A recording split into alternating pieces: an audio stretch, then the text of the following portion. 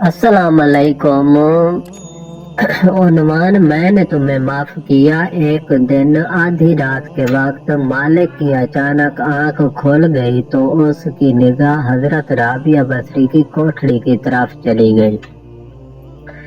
اسے کوٹھڑی میں چراغ کی لو محسوس ہوئی۔ وہ بڑا حیران ہوا کہ یہ کنیز آدھی رات کو جاگ کر کیا کر رہی ہے۔ وہ کوٹھڑی کی طرف بڑھا مگر یہ دیکھ کر اس کے قدم کوٹھڑی کے دروازے کے باہر ہی رک گئے کہ اس کی کنیز بارگاہ الہی میں عبادت میں مشغول ہے۔ حضرت رابعہ بصری بارگاہ الہی میں عرض کر رہی تھی، الہی اگر میرے بس میں ہوتا تو میں زندگی کا ہر ایک لمحہ تیری عبادت کرنے میں گزار دیتی، مگر چونکہ تو میری مجبوریوں کو جانتا ہے، تو نے مجھ کو غیر کا محکوم بنایا ہوا ہے۔ اس لیے میں دن کے وقت مالک کے گھر کا کام کاج کرتی رہتی ہوں اور رات کو دیر سے تیری بارگاہ الہی میں حاضر ہوتی ہوں۔ اے اللہ مجھے معاف فرما دے اور میرے گناہوں کو درگزر فرما دے۔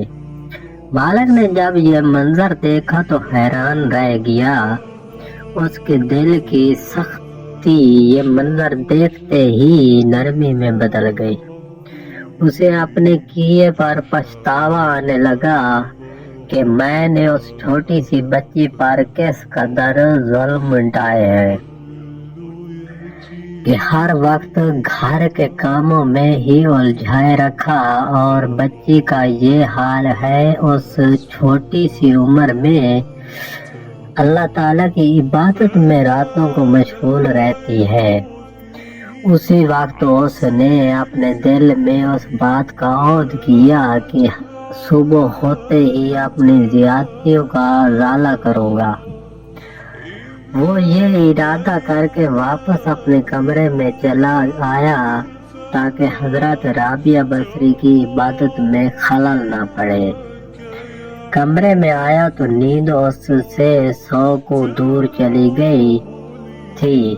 صبح کا انتظار میں جاگتا رہا اور صبح ہوتے ہی آپ کے پاس آیا اور آپ سے کہا کہ میں تمہیں آزاد کرتا ہوں اور اپنے